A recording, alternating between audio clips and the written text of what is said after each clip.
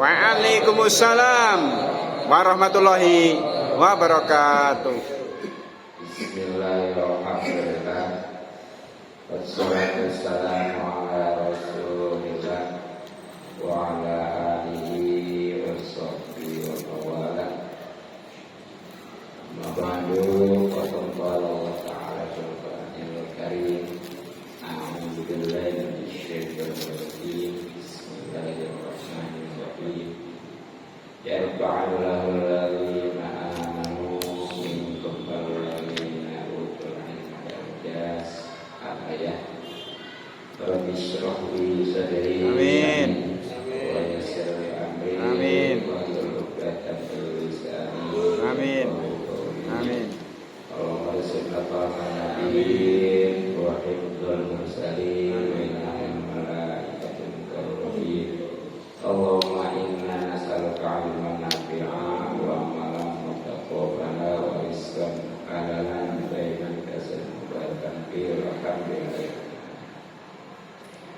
Yang terhormat Ketua DKM Jami'at Taqwa Kota Bogor, Akhinatillah Al-Ustadz Haji Imam Basuki, juga Akhinatillah Al-Ustadz Mudin, Ustadz Haji Wastiawan, Ustadz Nanang, Ustadz Haji Bitoyo, dan para tokoh serta sepuh.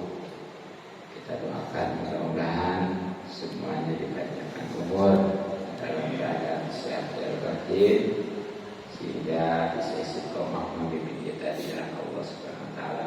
Amin ya rabbal alamin. Pada para bapak wal hadirin, khusus Youtuber Bapak Sarijo, yang mudah-mudahan semuanya kita selalu dimuliakan dan diberikan taufik serta hidayah dan petunjuk oleh Allah Subhanahu wa taala. Amin ya Allah ya rabbal alamin. Mudah-mudahan hubungan kita dirahmati dan diberkati serta diridhoi oleh Allah Subhanahu wa taala. Amin ya Allah. Yang mendapatkan paling besar dari kenikmatan dunia lebih dimuliakan. Amin ya rabbal alamin.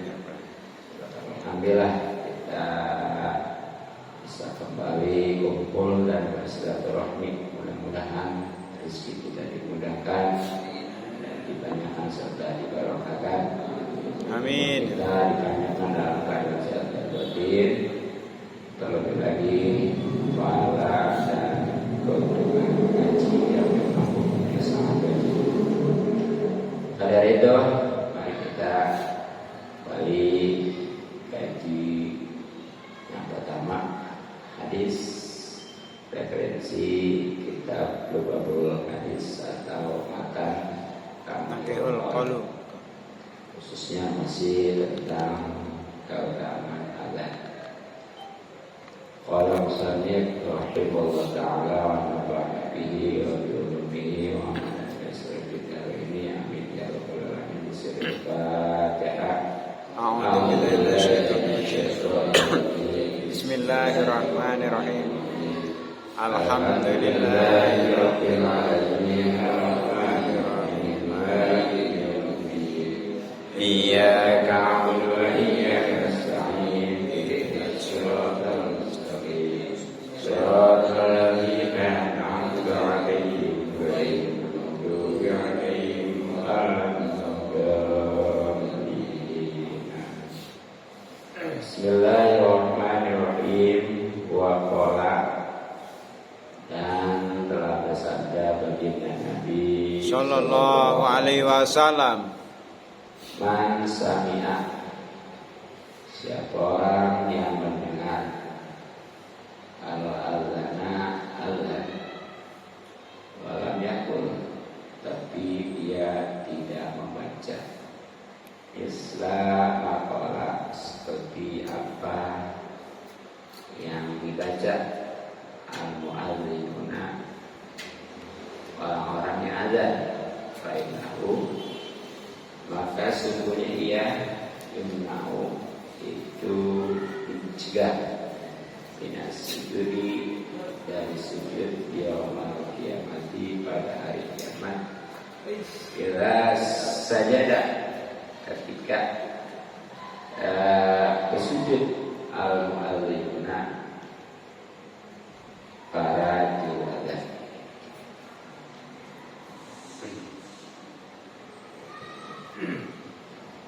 Nah, jadi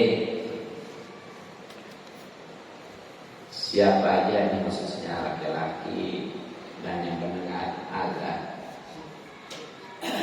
tapi dia tidak membaca atau mengikuti apa yang dikumandangkan oleh muadzin, maka orang tersebut kelak pada hari kiamat akan terhalang daripada sujud ketika para juru ajar itu sujud. Nah, yang mana ini suatu kenikmatan di akhirat di surga, ya, adalah bisa sujud.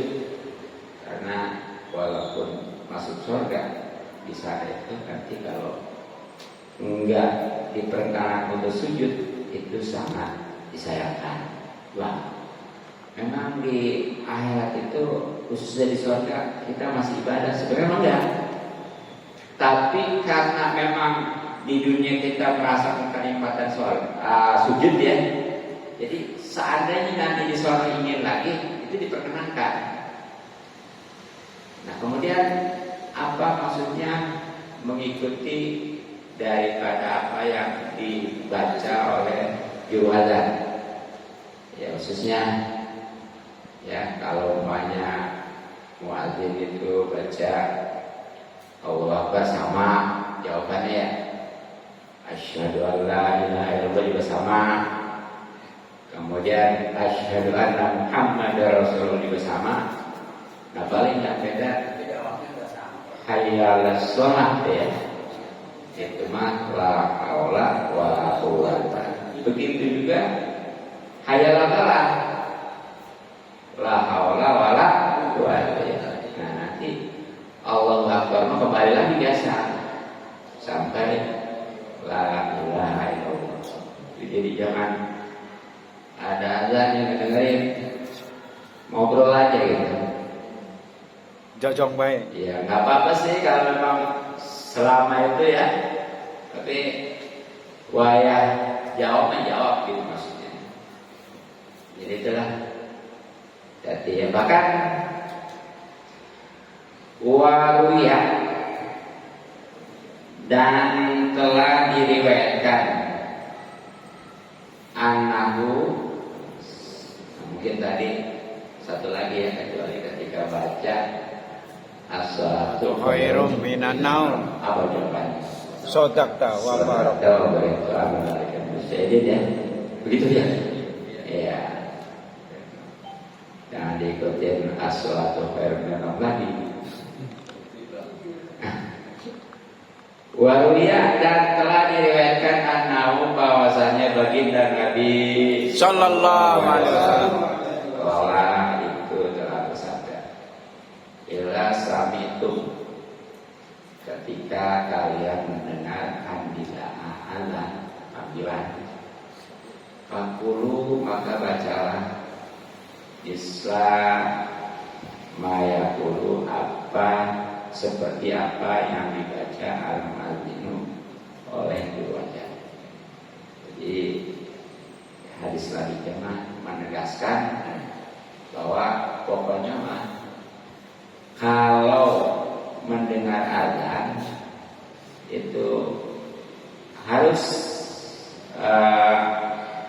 ikutin atau membaca apa yang dikumandangkan oleh muadzin, kecuali tadi ya hayya 'alas shalah dan hayya 'alal falah, juga as-salatu khairum minan naum. Nah, bagaimana kalau kondisinya lagi sholat? Nah, ini menurut Imam An-Nawawi kalau Nawawi saya. Kalau memang lagi sholat itu mendengar ajan, nggak usah dijawab ini. Iya. Ya, sebenarnya mah seadanya aja pun nggak batas sih, karena masih bahasa Arab gitu ya. Iya, gitu.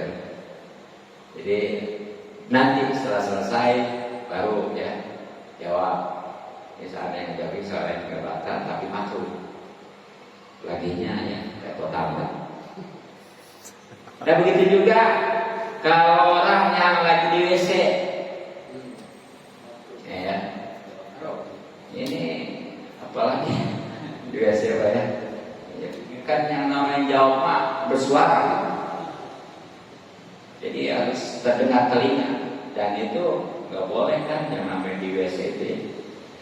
Jadi nanti aja udah keluar, baru dia jawab ya.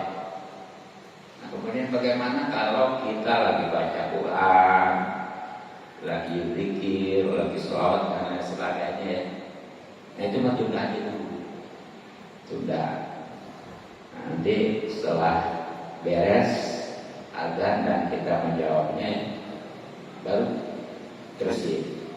Tapi kalau seandainya bisa mah nggak apa-apa, sebagian atau jawab azan, sebagian atau lanjutin zikir gitu ya, nggak apa-apa. Gitu. Adapun kalau yang umpamanya baru masuk masjid tuh di hari Jumat khususnya, kalau mau baca maka dia sholat dulu, kemudian aja jawab. Nah nanti kalau udah selesai, umpamanya ajannya yang kedua itu maksudnya. Kalau ajan yang pertama udah jelas ya, karena ajan yang kedua nanti setelah itu kan itu walaupun khutbah ya tetap tungguin aja dulu, ntar begitu selesai khutbah sholat, gak apa-apa kalau itu kan, gitu ya. Ya kecuali tadinya dia memang udah masuk masjid, nggak apa gitu. Nah begitu khutbah baru sholat, nggak boleh. Itu mah yang istilahnya datang pas ajan, dia tetap berdiri sambil jawab ajan, kemudian begitu khatib khutbah dia baru sholat, sama dengan orang yang baru masuk masjid, kemudian sementara si khatib khutbah, nggak apa-apa sholat. Sekali lagi nggak apa-apa sholat 2 rakaat khusus tahiyat masjid ketika masuk masjid si imam lagi, si khatib lagi khutbah. Jelas ya?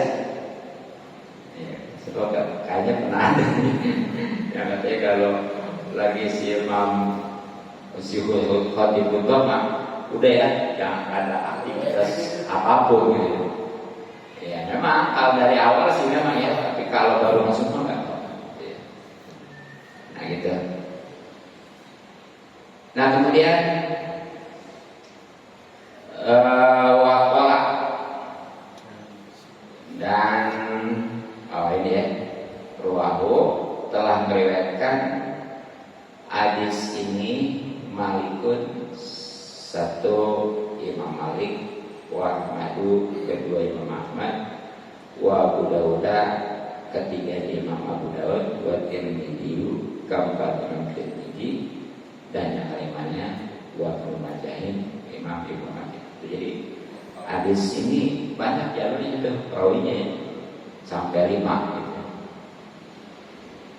Nah kemudian waqala dan telah bersabda baginda Nabi Sallallahu Alaihi Wasallam.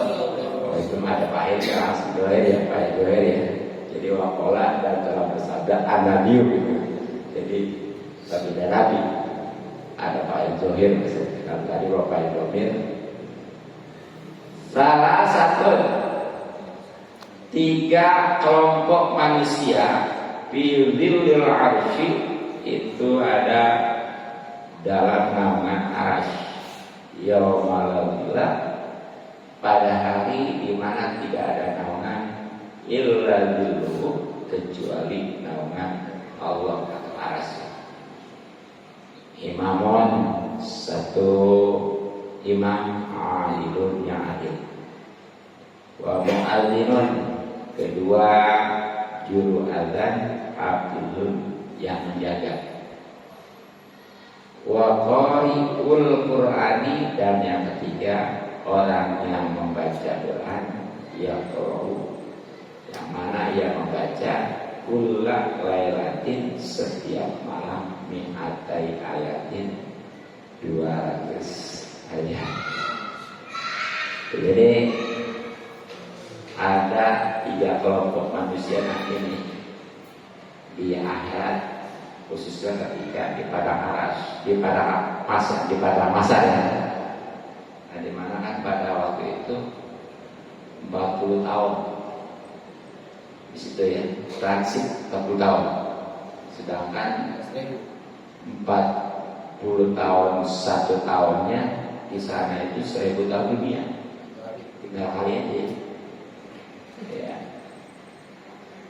Sementara di situ itu nggak makan, nggak minum. Tapi kalau orangnya rajin sedekah dan terutama dia suka ngasih makan, misalnya apa. Dan belanja di situ, tapi jangan punya pikiran, wah nanti nih, iya, melihat artis-artis di boro-boro.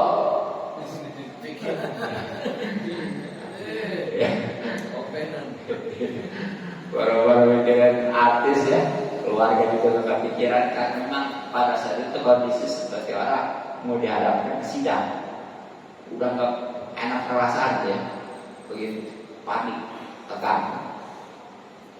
Nah, matahari pada saat itu hanya 1 asta segini. Berarti sekarang aja yang jutaan mil matahari jaraknya, tahu sendiri. Apalagi kalau di daerah timur tengah ya, terlebih kalau musim kemarau, mantap lagi. Nah nanti di sana cuma 1 hasta, makanya sampai orang, oh pokoknya nggak bisa dibayangin ya, 1 hasta, makanya sampai ada yang keringatan itu terendam oleh keringatnya gitu ya. Nah tapi pada saat itu ini 3 kelompok manusia dalam hadis ini nih ya, nanti ada lagi ya sampai 7 kelompok gitu ya. Ada 3 kelompok yang dia nggak merasa panas, karena walaupun matahari dekat ada penghalang itu. Memang walaupun panas juga, kalau ada penghalang kan mudah ya, seperti ada api besar di balik tembok, nggak panas. Tapi kalau langsung jangan coba-coba. Itu ini siapa tuh yang 3 kelompok itu? Ya mudah-mudahan seandainya kita jadi salah satunya ya. Amin.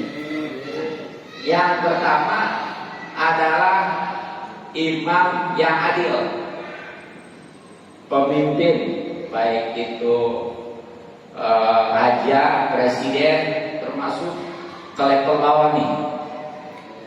Ya gubernur, bupati, ya, camat, lurah, sampai RT. RT. Ya. Nah itu kalau memang dia adil, amanah, salah. Tapi kalau enggak, alhamdulillah, nah maksud adil di sini gimana? Yang namanya pemimpin itu mestinya melayani rakyat, melayani yang dipimpinnya. Yang namanya melayani termasuk juga dia upaya mengayomi, ya, melindungi dan sebagainya. Itu kalau sudah begitu, baru adil, misalnya dia dapat naungan Allah. Tapi kalau seandainya dia mentang-mentang jadi pemimpin, mentang-mentang dia ada kesempatan, oh semuanya, pokoknya mah nggak peduli dah, mumpung nggak lama kan di 5 tahun. Ya, pokoknya memahami sejarah, jolim istilahnya. Alhamdulillah, ini yang di dalam hadis tentang muflis itu kan berlaku. Jadi nanti di akhirat pemimpin yang seperti itu mah dia pahalanya bakal diberikan kepada rakyat-rakyatnya yang pernah dijolimi karena memang minta pertanggungjawaban. Nah kalau seandainya sudah habis kebaikan si pemimpin ini, apalagi yang namanya lintas negara ya, nanti tuh rakyat-rakyat ini dosa-dosanya ditimpakan kepada si pemimpin itu. Boro-boro dia nanggung dosa orang sendiri juga, sehingga kaya yang masuk neraka.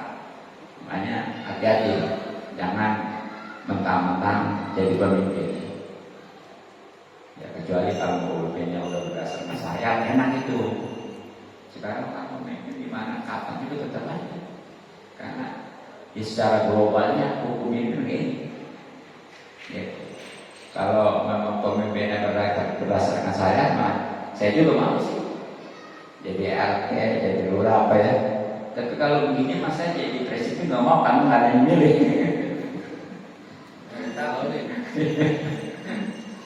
Gitu. Nah itu yang pertama. Yang kedua, yang mendapat naungan langsung daripada Allah adalah ibadah. Tapi di sini yang menjaga waktu, maksudnya disiplin waktunya, jangan ngeduluin ya pasti ya tuh. Kan nggak boleh kecuali sholat subuh ya. Kalau sholat subuh mah nggak apa-apa tuh 2 kali. Makanya di sini kalau ada 2 kali jangan ya. Ya mungkin kalau yang udah pernah kamu baik haji maupun umroh nggak aneh. Ini nggak boleh. Enggak ya. Itu nggak apa-apa, itu ada warot ya. Jadi kalau memang kita mah ya bahkan dulu makan ajan Jumat itu 1 kali dulu. Barang di masa Sayyidina Utsman, karena jamaah itu Jumat membludak dan memang banyak yang jauh, jadi perlu dipanggil dulu, gitu. Jadi, tapi tetap kalau Jumat mah udah waktu. Jumatnya tetap sudah waktu ya. Sekali lagi, kalau subuh mah tadi walaupun belum waktu subuh, nggak apa-apa. Juga jangan ngebelakang walaupun sah saja. Ya memang kalau untuk azannya di tempat waktu boleh pakai pengeras suara. Tapi kalau memang sudah lewat seperti 10 menit, udah nggak usah pakai pengeras suara. Masalahnya apa? Ya malu kok. Juga khawatirnya gini, takut ada yang dia lagi sholat ya, umpamanya udah dapat di rakaat keempat nih, begitu dia dengar aja, berarti saya udah mulai sholat itu belum waktu nih, nggak sah, iya, gitu. Karena memang di dalam ibadah khusus sholat itu di samping kenyataannya juga kesangkaannya. Jumpo kalap sama nafsu ambil bahasa gitu ya. Nafsu ambilnya kenyataan. Walaupun sebenarnya udah masuk waktu ya, karena yang ajannya itu udah lewat 10 menit. Tapi karena ada yang azan, dia di hati ini punya persangka tadi awal soal itu sholat belum waktu, itu bisa. Gitu ya. Jadi makanya kalau udah lewat mah udah, gak usah pakai pengeras suara sampai keluar gitu ya. Gitu. Kemudian di dalam ajan itu ya, usahakan atau punya wudhu. Ini kadang-kadang masuk kesering saya nemuin habis azan bukan langsung sholat yang wudhu dia. Berarti punya wudhu sah-sah aja mah ya. Gitu. Nggak ada. Gitu. Ya terutama di dalam kalimat-kalimatnya kudu pas kata-katanya. Kadang-kadang suka ada azan itu bukan pakai Allah, pakai Allah. Allahu Akbar, Allahu Akbar, sobat. Iya gitu ya. Ya pokoknya kudu betul-betul huruf-hurufnya gitu ya. Walaupun bukan aturan ya, gitu. Nah, bagaimana kalau azan anak kecil? Ya sebenarnya kalau memang dia sudah tamyiz ya sah saja sih. Tapi pada kemana yang dewasanya gitu ya, abdolnya dewasa gitu. Dan yang terpenting di dalam azan itu adalah harus ikhlas gitu ya. Jangan pengen gaji gitu ya. Tapi kalau dikasih mah terima aja. Ya kan suka aja gitu. Pertanyaan ada yang kemarin bagaimana hukumnya seorang khotib, seorang muadzin yang dibayar, gitu dibayar atau gitu ya. Nah, itu kalau memang nggak minta mah nggak masalah. Dan yang terpenting uang itu kalau memang itu untuk kemaslahatan kemakmuran masjid nggak apa-apa, kecuali kalau memang toh itu uangnya wakaf masjid kan. Jadi beda ya. Nah, jadi tuh perhatikan ya, lebih jelasnya kan kalau masalah agama baik syaratnya maupun kesunahannya itu ada di kitab Al-Mu'minnya baru itu lebih detail dah. Paling yang saya ketahui penjelasan tentang azan dan qomat itu di kitab Al-Mu'min. Di situ dijelas syarat-syaratnya, kesunahan-kesunahannya gitu ya.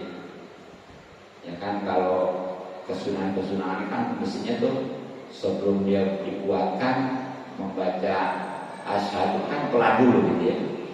Gitu. Kemudian ketika dia tetap menghadap kiblat tadi, kecuali nanti ketika hayal sholat dan hayal falah baru itu hayal sholatnya dia berpaling. Tapi yang berpalingnya hanya wajah, bukannya badannya. Dan itu tetap awalnya mah kiblat juga, jadi gitu banyak hayal sholat gitu, baru nanti balik lagi tuh. Gitu ya. Jadi bukan berarti badannya ini karena akan berbadan. Itu yang kedua. Kemudian yang ketiga, yang mendapat nama langsung daripada Allah sehingga nggak merasakan panas di pada masa adalah orang yang membaca Quran setiap malamnya 200 ayat. Tuh ya. Itu aman. Nah, kalau saya ini ya. Kalau bacanya siang gimana? Nah, ini mau malam ya. Kalau siang nggak jadi. Ya, nggak, kalau kata bahasa ini nggak kacil. Kalau kata orang Betawi. Nah ini kalau kita nggak mau ngitung ya, pokoknya mah kalau dibaca mah Al-Qur'an sama As-Su'ara itu dua surat itu udah 300 ayat. Maksudnya 200 ayat. Ataupun kalau enggak ya satu surat Waqiah, surat Nun, surat Al-Haqqah, begitu juga 3 surat 200 ayat. Ya. Nah kalau kan juga surat At-Tariq tuh, kalau mau itu bisa apa ya? At-Tariq sampai habis. Itu yang pendek-pendek Pak. Ya, itu paling pendek itu sampai habis, sampai Anas itu 200 ayat. Ya itu bentar ya. Bisa ayat pendek-pendek 200. Iya. Syukur-syukur sih dia kalau baca Qur'annya sampai 200 itu mah udah bukan 200 lagi, 200 apa 1000 ayat lebih bagus lagi. Surat itu diulang-ulang juga enggak apa-apa, yang penting 200 ayat. Ya. Ya, bismillah ya. Iya, bismillah 200 kali. Artinya bismillah sehari. Iya. Jadi kita ya ulang-ulang masalah itu. Kenapa? Iya kan ya, kita baca Quran. Iya, iya niatnya.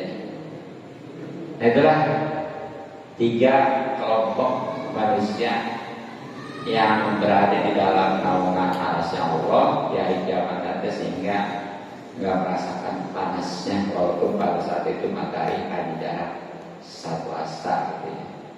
Dan ini satu, imam yang adil, kedua, muadzin yang menjaga waktu, dan yang ketiga, yang membaca Quran setiap malam 200 ayat. Mudah-mudahan kita bisa mengamalkannya sehingga bisa mendapatkan keuntungannya.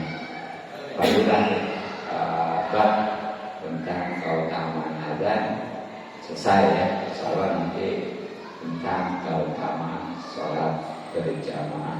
Tadi yang masih azan ada sangkut pautnya, kan ada menjaga waktu. Ya. Kalau lewat itu sebenarnya jangan azan. Tapi kalau kasus Jawa, kalau sholat asar itu pasti udah lewat waktu jauh azannya. Dari sawah. Kalau memang dianya nggak di nggak dipublikasikan gitu ya, gue pakai suara keras gitu ya. Pakai speaker. Speaker. Iya, karena buat tentuan kalau azan udah waktunya jam 3 azan, diomelin yang ke sawah. Oh gitu. Iya, itu buat patokan orang sawah ntar itunya. Iya. Iya. Kerja berarti. Tenaga. Bisa gitu ya. Bisa. Ya, padahal mah di daerah sini juga sama ya pertanyaan itu biasa aja kalau aja gitu ya. Iya. Gitu ya. Iya itu. Oh iya ya. Tapi tetap jadi jangan gara-gara itu syariat disampingkan gitu ya. Iya. Tetap. Orang kita mau nungguin udah waktunya jam 3 mau sholat asar, itu nggak azan sini ntar jam 4:30. Aduh udah jadi kalau memang nggak ada yang ajan atau kita ajan tapi yang khawatir banyak takut diomelin nanti ya. Kalau pakai speaker itu di awal waktu, ya udah kita jangan pakai speaker itu. Dan memang ya mestinya kita di rumah juga seperti lagi nggak sempat ke masjid umpamanya. Kita mau sholat di rumah. Kan di samping azan juga qomat sebenarnya itu. Kalau memang ke masjid itu cukup dengan azan yang berada di masjid. Tapi kalau yang di rumah tetap ya bahkan seadanya. Ideal kan gitu ya. Ya ada qomat. Nah, hanya bedanya kalau azan mah itu untuk satu waktu, kalau qomat mah untuk beberapa waktu.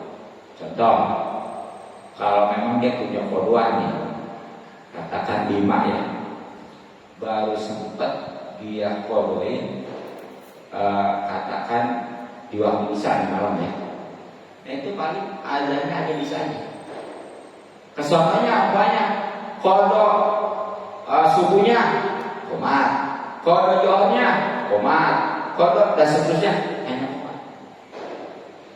Deh. Tapi kalau memang sholat ada itu ya ada yang komat ya. Tapi seandainya aduh buru-buru nih gimana ya, itu yang lebih akalnya azan. Tapi kita jarang nih, banyak mah komat aja. Ya. Ya sebenarnya mah azan daripada komat. Ya itulah. Hadirin rahimakumullah, selanjutnya kajian fikih masih terkait tentang kematian, khususnya pada kesempatan ini adalah takziah sebagai referensi kitab Riyadhul Baniyah, walaupun mungkin di kitab Fathul Qorib juga dulu pernah. Bismillahirrahmanirrahim. Wa ayyuza, dan kudu ditaziahkan ahluhu, keluarganya mayit, pada mautihi, setelah kematiannya, ila salah satu ayamin, sampai 3 hari.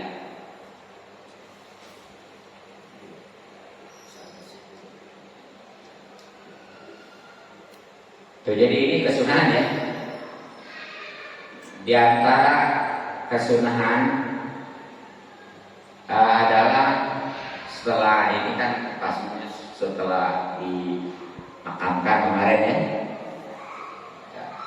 itu mentaziahi keluarganya setelah kematiannya sampai masa 3 hari. Nah kalau di kitab Fathul Qoribah itu kalau memang dianya ada situ, orang situnya ya. Nah adapun jadi kalau orang jauh, nah itu pokoknya mah sampai dia datang aja.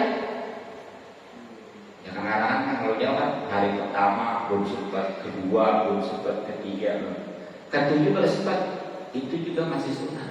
Kalau bagian jauh, sekali lagi ya, kalau bagian dekat mah itu maksimal sampai 3 hari. Bahkan di kitab Fathul Qoribah itu bukan hanya setelah dia meninggal ya, sebelumnya juga gitu. Memang pengertian takziah itu apa? Ya, sebelumnya takziah kan menghibur. Jadi supaya dia jangan galau, jangan larut dia dalam kesedihan. Ya kan kadang-kadang ada tuh ya keluarganya itu karena di kematian sampai iya sedih lah, histeris gitu ya. Dia bilang, terus emang kalau masalah nangisin mayat boleh nggak? Ya kalau sekedar nangisin nggak apa-apa. Jadi yang nggak boleh itu sampai berdiri-diri.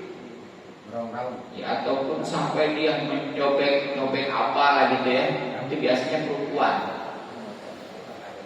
Sampai rambutnya dibuat gitu ya, karena nggak terima. Ya karena memang perempuan itu memang ya walaupun istilahnya pintar bagaimanapun di dalam kitab Ulul Jani itu karakternya dia gimana kurang. Iya. Makanya jangan ini kita kalau ya istri pada ustazah tapi begini amat. Makanya yang namanya Nabi apalagi Rasul nggak ada perempuan. Kecuali kalau para wali banyak. Sekali kalau Nabi mah apalagi Rasul nggak ada perempuannya. Apalagi kalau masalah nangis nggak apa-apa karena memang seperti Rasulullah SAW ketika Ibrahim putranya itu wafat kan sempat nangis sampai para sahabat juga bertanya kenapa kau Rasulullah menangis ini manusiawi gitu. Justru kalau kau menangis seakan-akan nggak ada kasih sayang asal tadi jangan sampai berlebihan ya. Ya. Apalagi sampai nyewa orang suruh nangis. Iya, itu Pak. Ya balasan aja ya. Ada itu betul ya. Iya. Iya. Kuli nangis. Ya. Nangis.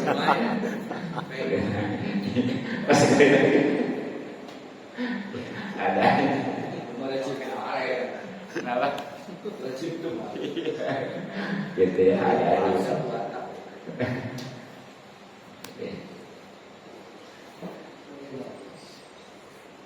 Nah jadi kalau ada itu ibu nih, pokoknya mah supaya kasih semangat gitu, jangan malah dibenci, diejek dan lain sebagainya. Nah kemudian walaya juzu dan tidak boleh dafnu maitaini memandang 2 mayat di kubur dalam satu kubur. Nggak boleh ya, bahkan bisa jadi haram. Itu mah mau dia satu jenis, apalagi beda jenis mah. Bahkan walaupun satu keluarga dia mahram. Nah kecuali kalau memang situasi dan kondisinya ya mengharuskan seperti keterbatasan tanah dan memang saking banyaknya yang meninggal ya. Ini masalah. Ya pada dasarnya kalau memang normal nggak boleh. Bahkan saatnya gini, bapaknya menggali kuburannya, tiba-tibanya ada tulang. Itu udah, jangan diterusin ya. Janganlah ini mau tinggal hanya tulang, tetap kan. Ya kecuali kalau memang ini dipindahin kayak di Mekah gitu ya. Kan di Mekah mah itu setiap tahun itu. Itu ada di mana? Kenapa? sebenarnya jangan gitu ya. Gitu. Iya, jadi yang satu di depan, Bawah. satu di belakang, Tingkat. di belakangnya. Ada belakang gitu ya. Ya sebenarnya kalau masih itu masih satu kedudukan juga gitu ya. Nanti kiai yang di mana dipindahin ke tempat lain. Enggak tahu tuh itu Pak Haji Bidaya itu yang lama di sana gimana Pak Haji Bidaya? Dikumpulin dulu. Iya. Jadi kalau udah hancur, ya udah baru dipindah jadi satu lubang. Itu di satu lubang gitu. Iya. Kan Tumpuk. ruangan seperti ini nanti ada lubang buat masuk. Itu jenazah dimasukinnya lurus. Iya. Udah dimasukin gitu, nanti kalau tulang-tulangnya dipinggirin aja. Kan gede ruangannya kayak gini. Iya. Atau lubang. Jadi diambil gitu nyumpul lagi gitu yang di Malah itu. Lama-lama hancur. Lanjut. Jadi sebenarnya masih ada di dalam. Masih ada. Di pinggirin-pinggirin. Di sini. Kecuali yang butuh kali ya. Kalau aku kalau butuh. Kemarin kiai Manjuber kayak harus butuh. Oh gitu ya. Pikirannya mah dipindahin gitu dibawa kemana gitu ya. Kuburan lagi. Oh, di situ gitu. Enggak ya? Enggak, Cuma ada dua sih. Padahal mah kalau melihat kondisi mah kan di makam masih luas ya. Di makam banyak kan cuma di sekitar harum aja kan. Kosong. Iya. Paling di beberapa inian maktab gitu ya. Mereka masih luas. Dari makam ke Madinah juga kan itu sepanjang jalan. Betul. Biasanya menjelang hajian itu 800 dikosongin, tapi dipinggirin aja.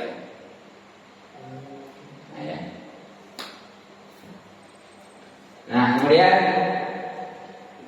walayun basyuk dan tidak boleh digali al-kofu kubur qobla balil mestik kalau balil mestik sebelum anaknya mayit lidah ni mayitin karena untuk membenda mayit akhoro yang lainnya awedi ataupun selain kubur ila lidarurotin kecuali karena darurat. Jadi nggak boleh kubur itu digali ya tujuannya mau mendem atau mau ngubur baik yang lainnya kalau memang itu belum hancur ya. Berarti di sini kalau memang ini kalau memang nggak satu gitu, tapi berarti di bawah berlaku nih. Jadi kalau memang udah hancur maka masalah gitu ya. Ataupun karena lainnya nih seperti kemarin kan seperti Ustaz menanyakan bagaimana kalau nggak ada kiblat gitu ya ketika di kuburnya, termasuk belum disucikan gitu ya. Nah itu kalau memang belum berubah, bukan hancur lagi, belum berubah, boleh digali. Tapi kalau sudah berubah mah jangan. Ya udah busuk gitu ya, laginya yang ngegali juga kan gimana ya. Nah jadi itulah. Jadi kalau memang karena darurat ke satu tadi karena memang nggak mau ada kiblat, karena memang belum disucikan gitu ya. Nah itu mah boleh, itu pun kalau memang belum berubah. Adapun kalau udah berubah udah. Hadirin rahimahullah, ya kesempurnaan daripada pemakaman ini di dalam kitab Fathul Muin ya. Yusano disunahkan buat mujahiratin meletakkan letak kurma atau aku yang masih segar ala kopi di atas kubur dilipat karena mengikuti Rasulullah SAW. Jadi ini setelah pemakaman selesai ya. Nah itu ditaruhin kalau di Mekah mungkin ada pohon-pohon, tapi di kita sekarang banyak ya. Walaupun masih susah. Ya pokoknya kan dikiasin aja. Kalau memang ada pelepah pohon pala-pala, kelapa gitu ya. Ya pokoknya yang penting pohon-pohonan itu. Nah gitu ya. Penditar aja. Kamboja. Iya boleh, itu penditar Kamboja ya. Iya. Nah apa sebabnya? Wa li'annahu yukhaffifu anhu bi barakati tasbihah. Karena yang namanya tadi semacam pelepah korma itu banyak bisa mayat itu bisa diringankan siksaannya ya, karena keberkahan tasbihnya tadi pelepah korma. Jadi itu rupanya mah tanpa kita ketahui dan sadari ya, itu yang namanya pelepah korma ataupun sejenisnya itu bisa bertasbih yang meringankan bagi ahli kubur. Berarti kalau itu lebih bagus dong. Iya, gitu ya, karena memang itu ya. Gitu. Nah bahkan wakisah dan dikiaskan tidak apa yang dibiasakan mintohin awiri air dari rihani ya. Itu semacam menaburkan yang harum tobi yang tentunya masih basah. Ya, seperti kalau kita yang suka bunga itu ya, bunga, ya bunga mawar dan sebagainya gitu ya, mawar ya. Ya tujuannya itu tadi memang selagi dia masih basah itu terus bertasbih bahkan beristighfar untuk ahli kubur. Tapi katanya itu kalau masalah air mawar itu ada yang nggak boleh. Apa sebabnya? Karena itu mah diangkatnya banjir apa namanya boros ya. Karena berharga yang memang. Ada yang mengatakan nggak boleh sebenarnya air mawar. Jadi kalau bunga mah jelas ya. Nah bahkan karena memang itu sangat berarti, makanya wayahu haram al-yusaiin mengambil sesuatu min huma ya, dari semacam pelepah korma atau bunga tadi ya, malam yubasa selagi itu belum kering. Jadi kalau memang belum kering itu baik pelepah korma maupun bunga itu nggak boleh bahkan hewan diambil. Karena tadi ya sangat dibutuhkan sekali oleh ahli kubur itu. Asal jangan bunga bangkai ya. Kenapa? Asal jangan bunga bangkai. Iya.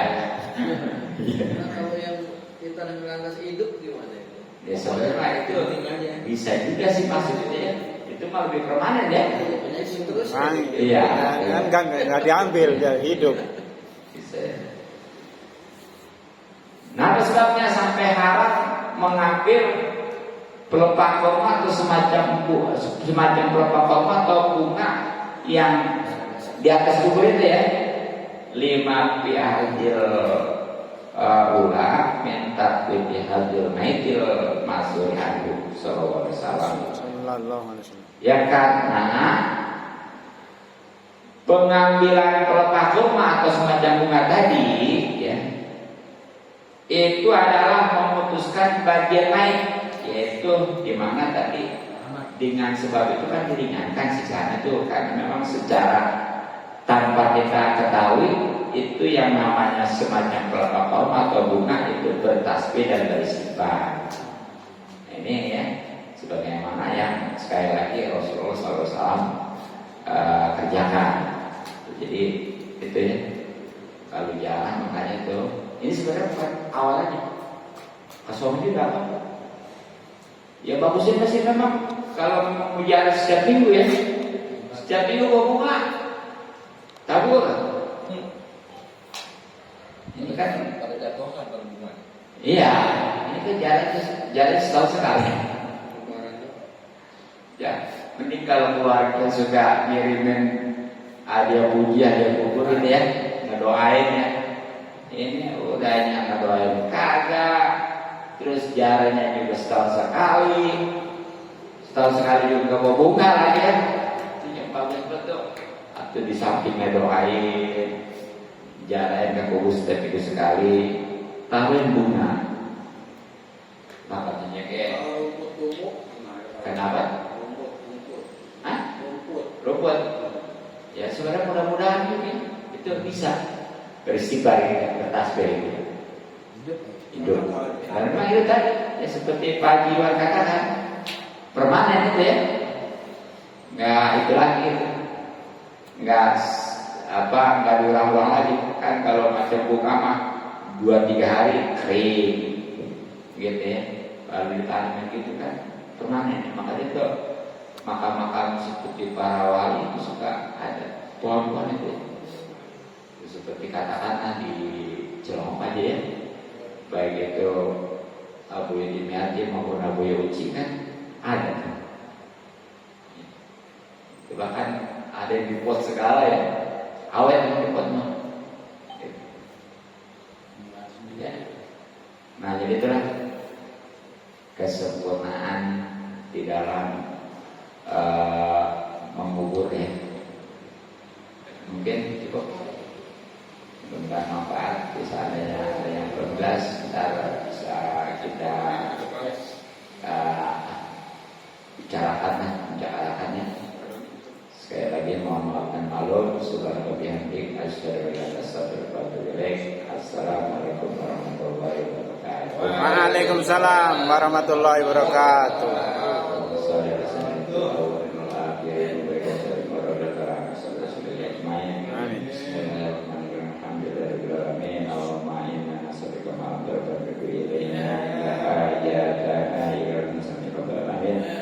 Allahumma inna nas'aluka ridho wal janna wa najbika bisawtika naral masum maqasidana bidina nol akhir wa bal wa iya sallallahu alaihi wa sallam